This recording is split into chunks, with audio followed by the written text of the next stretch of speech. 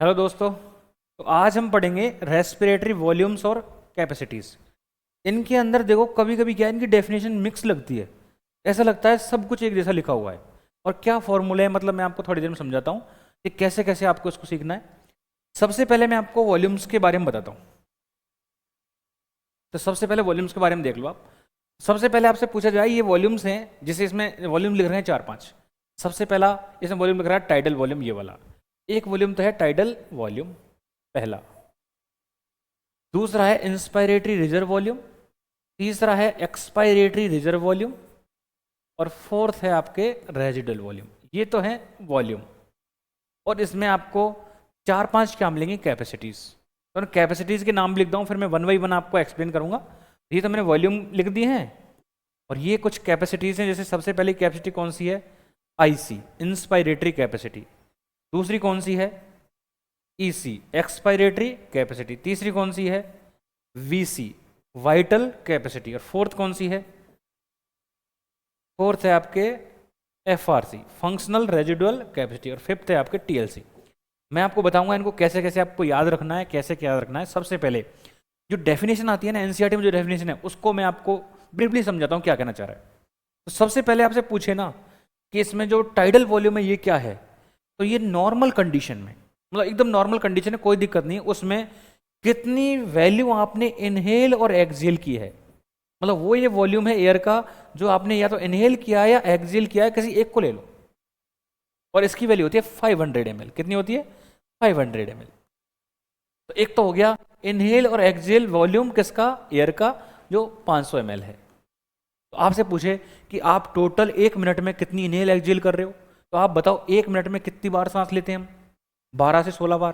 तो इसको 12 और से 16 से मल्टीप्लाई कर दो, तो ये 6000 से 8000 के आसपास आएगी। 6000 से 8000 मतलब 6 से 8 लीटर पर मिनट। ये भी आप याद रख लेना, पूछ ले, कभी कभार पूछ लेता है, एनसीईआरटी में लिखी हुई बात है। तो आपसे पूछे पर मिनट टाइडल वॉल्यूम या कितनी ब्रीद इन कर रहे हैं और कितनी ब्रीद आउट कर रहे हैं, तो वही 6000 से 8000 ब्रीद इन और इतनी ही ब्रीद आउट। फिर पूछे आपसे आईआरबी क्या है, तो आईआरबी के लिए आप बात सुनो। आईआरबी है, टीबी को इंक्लूड नहीं करना है, टीबी के अलावा, टीबी के एडिशन में कितना वॉल्यूम आप और इनहेल कर सकते हो, उस वॉल्यूम को बोलते हैं हम आईआरबी। मतलब in the addition of TB, जब टाइडल वॉल्यूम आपने ले लिया, उसके अलावा volume of air can be inspired, वो वॉल्यूम जिसको हम इंस्पायर कर सकते हैं उसको बोलते हैं हम आईआरबी। तो आईआरबी क्या हो गया, टीबी के एडिशन में कितना वॉल्यूम हम इनहेल कर सकते हैं, वो आईआरबी है। अब ऐसे ही पूछे आपसे ईआरबी क्या है, तो इसमें भी टीबी के एडिशन में है, टीबी को इंक्लूड नहीं करना है, इसमें भी टीबी को इंक्लूड। तो एडिशनल वॉल्यूम ऑफ एयर है दोनों, जिसमें टीबी पहले से मतलब हो चुकी है, खत्म हो चुकी है, टीबी को इंक्लूड करना ही नहीं है उसमें। इसके अलावा कितनी वॉल्यूम आप एक्सहेल कर सकते हो, मतलब टीबी के अलावा कितनी वॉल्यूम आप फोर्सफुली बाहर फेंक सकते हो, टीबी को उसमें काउंट मत करना, वो क्या है, ईआरबी। और ये वो वॉल्यूम है जिसको आप ईआरबी के बाद भी बाहर एक्सप्लेन नहीं कर, मतलब एक्सपेल आउट नहीं कर सकते। जैसे मान लो आपने फोर्सफुल एक्सपायरेशन किया और उसके बाद भी इसको आप बाहर नहीं फेंक पा रहे, वो है आरबी रेजिडुअल वॉल्यूम। इसकी डेफिनेशन है कि volume of air remain in lungs, मतलब वो लंग्स, वो एयर का वॉल्यूम जो लंग्स में बच रहा है इवन आफ्टर फोर्सफुल एक्सपायरेशन। जब आपने फोर्सफुल एक्सपायरेशन कर दिया उसके बाद भी लंग्स में कितना वॉल्यूम रह गया, उसको बोलते हैं हम आरबी। मतलब आरबी को तो आप बाहर फेंक नहीं पा रहे हो, तो ये रेजिडुअल। अब बताओ क्या आरबी को आप मेजर कर सकते हो क्या? अब जिसको आप इनहेल एक्सहेल नहीं कर रहे बाहर, तो इसको आप मेजर नहीं कर सकते डायरेक्टली, और इनको मेजर करते हैं हम स्पायरोमीटर से। स्पायरोमीटर से जब इनको मेजर कर रहे हैं तो उनमें से हम किसको मेजर नहीं कर सकते, आरबी को, बाकी इन तीनों को कर सकते हैं। तो क्वेश्चन आ जाए कौन से वॉल्यूम को हम डायरेक्टली मेजर नहीं कर सकते, आंसर आरबी। इससे मैं आपको कैपेसिटी बनाऊंगा। तो पहले देखो इसको ऐसे समझ लो आप, इसमें लिखा है टाइडल वॉल्यूम क्या है, तो ये रहा, ये मान लो ये पूरा डब्बा लंग्स मान लो आप, ये लंग्स है, तो इसमें टाइडल वॉल्यूम ये रहा। तो ये वो वॉल्यूम है जिसको आप इनहेल एक्सहेल कर रहे हो। तो बार बार इनहेल एक्सहेल आप इस वॉल्यूम को करोगे तो बार बार वॉल्यूम बढ़ेगा कम होगा, बढ़ेगा कम होगा, ऐसे। मैंने कहा इसके एडिशन में और कितना वॉल्यूम बढ़ा सकते हो, तो इतना तो लंग्स में था ही, इसके एडिशन में आप इतना और बढ़ा सकते हो। तो जितना आपने इसके एडिशन में और बढ़ाया है, ये क्या हो गया आपके आईआरबी। मैंने आपसे कहा टीबी को आपने निकाल दिया, इसको हटा दो, ये तो हट गया, ये था ही नहीं, ये तो एडिशनल था। मान लो इतना सा डब्बा था लंग्स का, उसमें आपने टीबी ले लिया और टीबी को ही आपने बाहर फेंक दिया। मतलब टीबी को बाहर फेंकने के बाद इसको और बाहर फेंक सकते हो आप, एफआरसी के ऊपर नहीं सोचना है आपको, मतलब इतने वॉल्यूम को आप और बाहर फेंक सकते हो। और ये वॉल्यूम क्या है, ईआरबी। तो टीबी के अलावा जो आप बाहर फेंक सकते हो वो तो क्या है, ईआरबी, और टीबी के अलावा जो आप इनहेल कर सकते हो वो क्या है, आईआरबी। तो जैसे ही आप इनहेल करोगे वॉल्यूम बढ़ जाएगा, इतना और बढ़ जाएगा, और जैसे आप फोर्सफुल एक्सपायरेशन करोगे तो कितना कम हो जाएगा, ये कम हो जाएगा। तो ये हो गया ईआरबी। और बताओ आरबी को कभी भी आप एक्सेल नहीं कर सकते, ये तो लंग्स में पड़ा ही रहता है। तो बताओ जनरली नॉर्मल कंडीशन में लंग्स में क्या पड़ा रहेगा, तो देखो आरबी तो कभी बाहर जा नहीं रहा, आरबी तो पड़ा ही रहता है।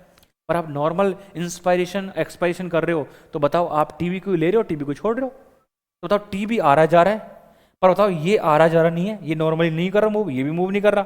तो नॉर्मल कंडीशन में तो कौन सा लंग्स में वॉल्यूम पड़ा रहता है, ये वाला। इसके एडिशन में टीबी आप ले रहे हो, टीबी के एडिशन में जितना और ले पाओगे वो आईआरबी है, टीबी के एडिशन में जो जितना और छोड़ पाओगे वो ईआरबी है, और जो कभी नहीं छोड़ पा रहे वो क्या है, आरबी। तो बताओ जिस कैपेसिटी में ये आरबी आएगा उस कैपेसिटी को भी आप डायरेक्टली मेजर नहीं कर सकते, उस कैपेसिटी को आप डायरेक्टली मेजर नहीं कर सकते। तो मैं आपको कैपेसिटीज का फॉर्मूला बताता हूं, देखो इन सब को मैं आप सोचूं शुरू से लेके एंड तक इन सब को ऐड कर दो, जितनी भी लंग्स में वॉल्यूम आ सकता है मैक्सिमम, तो आरबी हमेशा पड़ा हुआ है, नॉर्मली ईआरबी पड़ा रहता है, टाइडल वॉल्यूम आप ले रहे हो छोड़ रहे हो, और आईआरबी तक आप पहुंच गए। तो लंग्स में जितना मैक्सिमम वॉल्यूम आप भर सकते हो उतना भर दिया, ये है टीएलसी, मतलब टोटल लंग्स कैपेसिटी। ये तो हो गया टीएलसी। टीएलसी में सारे वॉल्यूम आ जाएंगे। मैं आपसे पूछूं टीएलसी में सारे वॉल्यूम आ गए, मैं लिखूंगा सारे फॉर्मूले एक साइड में, पहले समझ लो। फिर मैंने कहा कि वो वॉल्यूम बताओ आप जिसको आईसी बोल रहे हो, आईसी बोलते हैं इंस्पायरेटरी कैपेसिटी को। तो आईसी किसको बोल रहे हैं, इंस्पायरेटरी कैपेसिटी को। तो इंस्पायरेटरी कैपेसिटी, जहां भी कैपेसिटी आ रहा है इसका मतलब ये टोटल कितनी कैपेसिटी उसके बारे में पूछ रहा है। भाई ये नॉर्मल तो आईआरबी था, पर क्या इसके अलावा ये भी तो इंस्पायरेशन में आपने लिया है, तो आप कितनी फोर्सफुली इनहेल कर सकते हो, उसमें टीबी को इंक्लूड कर लो। जब आप टीबी को इंक्लूड नहीं कर रहे थे तो आईआरबी था, वॉल्यूम था, पर टीबी को इंक्लूड करते हुए कैपेसिटी बन जाएगा, टोटल आ जाएगा। तो आप देखो टीबी के साथ साथ आप आईआरबी और जोड़ दो तो ये टोटल इंस्पायरेशन कितना कर सकते हो वो आ जाएगा, वो क्या हो जाएगा आपके आईसी। तो देखो ये आईआरबी है और ये टीबी है, दोनों को जोड़ दो क्या बन जाएगा, आईसी। तो देखो इधर लिखा हुआ है, कहाँ लिख दिया, नहीं लिखा तो हम लिख देंगे। तो बताओ आईसी में इंस्पायरेटरी कैपेसिटी में क्या क्या आ जाएगा, आपका टीबी भी आ जाएगा, आईआरबी भी आ जाएगा। ऐसी एक्सपायरेटरी में क्या आएगा, कितना टोटल एक्सपायरेशन कर सकते हो, टीबी छोड़ सकते हो, ईआरबी छोड़ सकते हो, ये छोड़ नहीं सकते, तो ये दोनों आ जाएंगे इसी में एक्सपायरेटरी कैपेसिटी में। तो ये हो गया एक्सपायरेटरी कैपेसिटी। आप बताओ सब जिसमें आ गई वो कौन सी हो गई, टोटल लंग्स कैपेसिटी। तो ये तीन वॉल्यूम तो तीन कैपेसिटी तो वैसे खत्म हो गई, ये टोटल इनहेल, ये टोटल एक्सहेल, मतलब इसमें TB plus IRB, TB plus ERB. Vital capacity क्या है इसको मैं आपको डिटेल में समझाता हूँ, एफआरसी क्या है इसको भी समझाता हूँ, और टोटल लंग कैपेसिटी मैंने बता दी, इसमें सारे आ जाएंगे। तो वाइटल लंग कैपेसिटी और एफआरसी क्या है सुनो। इसमें कह रहा है वो फंक्शनल रेजिडुअल वॉल्यूम, मतलब वो वॉल्यूम बताओ जो काम आ सकता था पर वो रेजिडुअल है, काम नहीं आता है, मतलब इनहेल एक्सहेल हो ही नहीं रहा है, टोटल बताओ। कैपेसिटी में हमेशा टोटल आता है। तो नॉर्मली रेजिडुअल कौन था, ये था।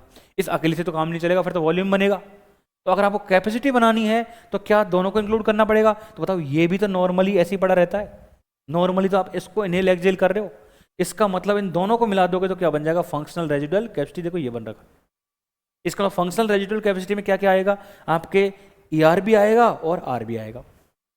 तो ईआरबी और आरबी दोनों मिलके क्या बनाते हैं, फंक्शनल रेजिडुअल कैपेसिटी। तो यहां तक कोई दिक्कत नहीं होनी चाहिए। अब मैं आपको वीसी या वाइटल कैपेसिटी को समझाता हूं। तो देखो जनरली वाइटल टर्म का मीनिंग होता है लिविंग या जीवित।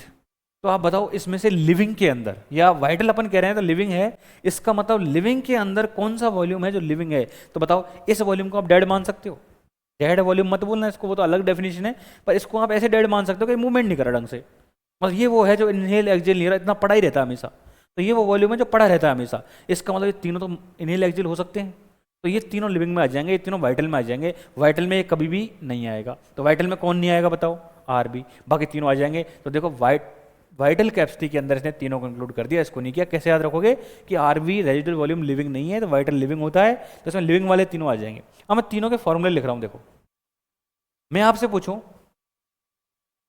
कि बताओ आईसी क्या है, तो आपने बताया टीबी प्लस आईआरबी है।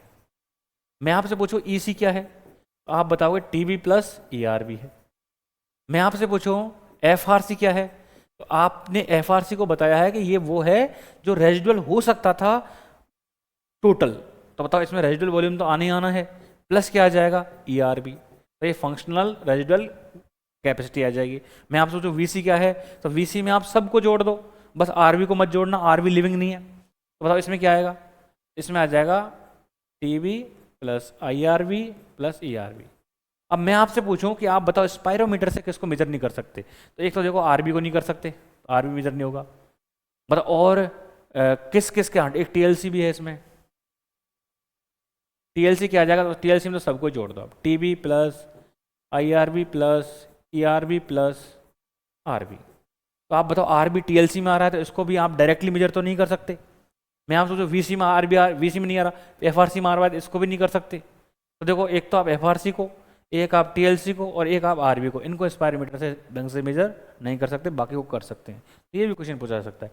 अब इन फॉर्मुलेज में देखो उल्टा सीधा क्वेश्चन आएगा, तो आपको कुछ नहीं करना, जो भी लिखा है उसको लेबरेट करके लिख दो, ये आपको याद है ही, और जो भी आपको लिख के दे उसको लेबरेट करके लिख देख लो, अगर वो बैठ रहा है तो ठीक है, नहीं बैठ रहा है तो कोई बात नहीं। जैसे मैं आपसे कहूँ क्या vital capacity is equal to TLC minus RB आ सकता है क्या ये सही है या गलत है, वो ट्रू फॉल्स पूछ लेगा, तो बताओ ये बिल्कुल सही है, क्योंकि टीएलसी में आप चारों को लिखोगे, भाई टीएलसी में चारों को लिखोगे, और इस चारों में से बताओ किसको माइनस करना है, आरबी को कर दिया माइनस आरबी को, क्या ये तीन बचे, ये तीन कुछ और थे या वाइटल कैपेसिटी था, वही था, इसमें कुछ गड़बड़ नहीं है। जैसे मैं आपको बोलूँ वीसी को मैं और क्या लिख सकता हूँ बताओ, तो देखो वीसी को क्या लिख सकता हूँ मैं, वीसी इज इक्वल टू, क्या इन दोनों को मिला के मैं आईसी लिख सकता हूँ, इन दोनों को मिला के मैं आईसी लिख सकता हूँ, आईसी प्लस ईआरबी लिख सकता हूँ मैं वीसी को। अब आप बताओ इन दोनों को मिलाकर टीबी और ईआरबी को मिलाकर मैं ईसी लिख सकता हूँ, ईसी लिखूंगा तो आईआरबी बच जाएगा, तो ये भी मैं लिख सकता हूँ। अगर मैं पूछूं आपसे और कैसे कैसे कॉम्बिनेशन बन सकते हैं, जैसे मैं आपसे कहूं इन दोनों में क्या आ रहा है, आर भी आ रहा है ईआर भी आ रहा है, और इसमें क्या आ रहा है, टी भी आ रहा है आईआर भी आ रहा है, तो मैं आपसे कहूंगा आईसी और एफआरसी को मैंने जोड़ दिया, बताओ क्या बन जाएगा, टीएलसी बन जाएगा। क्योंकि देखो आईसी में तो क्या आ गए, टी भी आ गया आईआर भी आ गया, इसमें क्या आ गए, इसमें आपके आर भी आ गया ईआर भी आ गया, तो सारे चारों वॉल्यूम आ गए, टीएलसी बन सकता है। तो जो भी लिखा हुआ है उसको एलेबरेट करके लिख दो, अपने आप आपकी इक्वेशन बन जाएगी, कोई दिक्कत आने वाली नहीं है। ऐसे कुछ भी पूछ सकता है, जैसे मैं आपसे पूछूं टीएलसी में और क्या सकता है, तो देखो टीएलसी को और क्या लिख सकते हो आप, इन दोनों को क्या लिख दूंगा मैं, आईसी, आईसी लिख दूं, फिर ईआरबी आरबी लिख दूं, आईसी ईआरबी आरबी, ये भी इसका फॉर्मूला बन सकता है। मैं पूछूं उसको और क्या लिख सकता हूं मैं, तो अगर आपसे पूछे मैं इसको और इसको क्या लिख दूंगा, EC, EC plus IRB plus RB, ये भी लिख सकता हूँ। और आप बताओ इन तीनों को मिला के क्या लिखूंगा मैं, इनको तीनों को मिला के लिखूंगा वीसी, तो इसको मैं वीसी प्लस आरबी भी लिख सकता हूँ। तो इसके डिफरेंट डिफरेंट फॉर्मूले आ सकते हैं, तो इनको आप देख लेना एक बार, जो भी लिखा हुआ है इसको लेबरेट करके लिख दो, ईसी लिखा हुआ है ईसी को लिख के देख लो, और ये सारे फॉर्मूले आपको आते हैं। एक बार फिर से सुन लो, आईसी में टीबी और आईआरबी दोनों आते हैं, ईसी में टीबी और ईआरबी आते हैं, एफआरसी में जो रेजिडुअल हो सकता है मैक्सिमम वो आता है, ये तो रहता ही है, ये और हो सकता है नॉर्मल कंडीशन में। वाइटल में लिविंग के अलावा सारे आ जाएंगे, लिविंग कौन था, आरबी, उसके अलावा तीनों आ गई, और टीएलसी में टोटल आता है। तो ये रेस्पिरेटरी वॉल्यूम और कैपेसिटी को मैंने ज़्यादा डिटेल में तो नहीं, पर थोड़ा थोड़ा सब कुछ समझा दिया आपको, तो इसको देख लोगे तो हो जाएगा। Thank you.